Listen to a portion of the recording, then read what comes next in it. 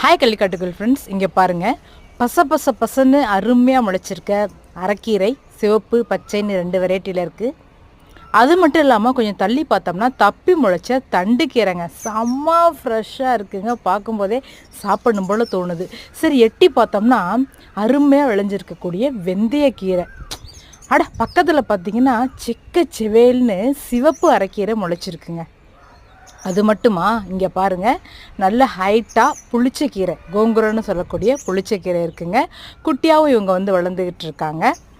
சரி, அடுத்து பார்த்தோம்னா அவங்களுக்கு போட்டியாக இங்கேயும் வெந்தயக்கீரை இருக்குது. சரி, எட்டி பார்த்தோம்னா அருமையான பொன்னாங்கண்ணி கீரைகள் நம்ம தோட்டத்தில் இருக்குங்க.